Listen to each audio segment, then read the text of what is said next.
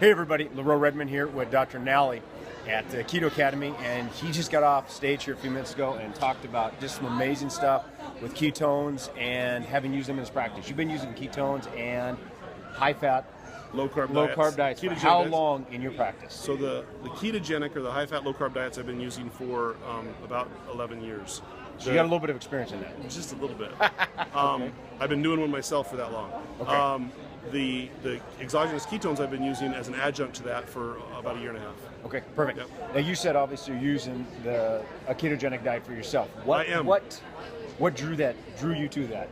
And here's Jimmy behind the scenes. Jimmy's back here. Jimmy, He's just say hi. We're shooting a video. Yeah. Jimmy himself practices the same. So yes. What I was saying is, you started doing that. What brought you to that? Was there something in you and your family? What made you say, hey, this makes sense? So my dad weighed 400 pounds when he died at 58. Okay. He was a type 2 diabetic that progressed to type 1 diabetes. He was on 150 units of insulin and 32 pills a day.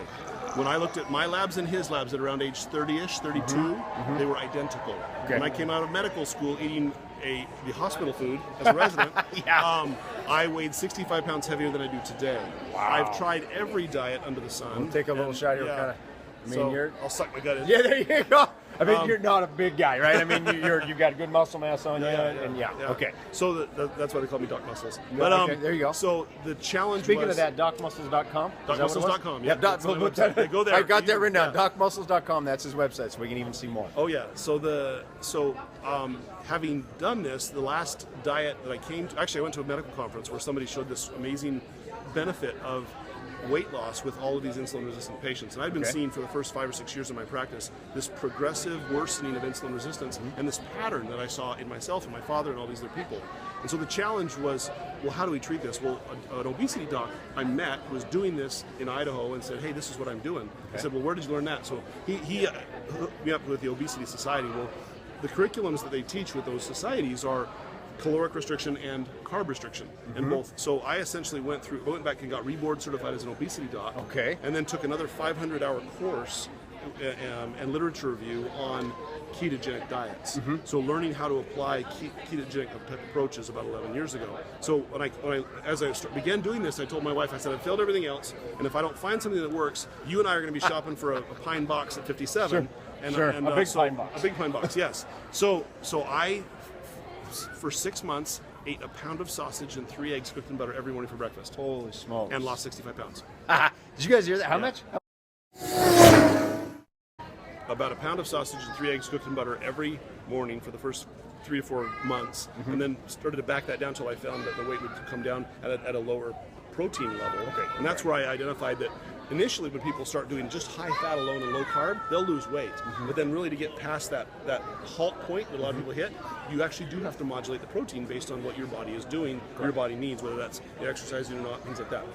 And that's where the calculation that I came up with the math comes from. The math you heard us talk about. Which that number is real quick. So for the average female, it's not exercising. It's about 1 gram per kilogram of ideal body weight. For the male, it's about 1.2 to 1.4. And you said of ideal body weight. Of ideal body weight, and that's calculated off your height. Correct. Yeah. So that's how we calculate that. And that works. So 65 pounds off, 6 months later, I went, okay, there's something to this, I got to figure this out. So that's what drove me to realize what we've been doing is wrong, and I wanted to know why. Because if I'm going to start putting a bunch of patients as a family doc on fat, the cardiologist in my town would ostracize me. So I had to know why I was doing what I did, and so I dove into it with the understanding that if I'm going to get the weight off of people with fat, I need to know what's doing to their heart, what's doing to their lungs, what's doing to their kidneys. Correct. So that's what kind of spurred me on. Okay. So obviously you got a little bit of knowledge, like we talked about, just a touch, right? Just enough to be dangerous. Now, that is using the high-fat, low-carb diet, which obviously we know produces natural ketones in our body. But you've got the bottle, hold that up. I think we've got a prove-it bottle here where he's been drinking external or exogenous ketones, right? So the biggest challenge... biggest challenge, or how does that help somebody out? So in the 11 years that I've been doing this, one of the biggest challenges I've found is that people will start, but then they come to me 3 months later and go, Doc, I'm bored with my food. I'm bored. Or I'm tired of eating eggs for breakfast. Or isn't there something I can drink throughout the day because I'm thirsty? I'm tired of water. I feel like I can't live my life. Amazingly, we have a huge amount of psychological tie to what we eat and how we eat. So for years I've been looking for various foods and things that would fit the diet.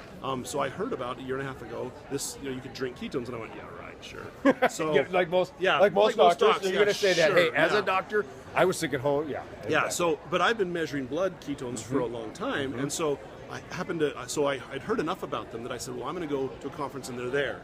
So somebody gave me some to drink just before I went up on the mountain to ski with my son and snowboard. Yeah. And so now we live in Arizona, 1,500 feet. We went to Vail, which is at 7,500. Went to the very top of the mountain, and there's no bunny hill in Vail, by the way, so don't ski that if you've never snowboarded before. We went to the very top and snowboarded down. 3 hours later, 2 broken ribs later, at the bottom of the mountain, I said, if I didn't have 2 broken ribs, I feel fantastic. I go up on the mountain again.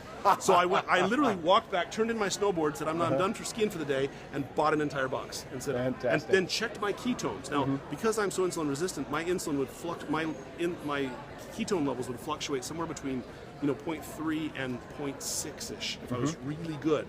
I was at 1.2, and I had broken ribs. And I was like, this is amazing. So started monitoring my ketones with exogenous ketones, and found that these keep me above 1 all the time. And so for me, it's easy. I can travel with it. I can carry it with me. Patients love it because it's something they can drink. It's really easy to do that way. So that's the long-winded story.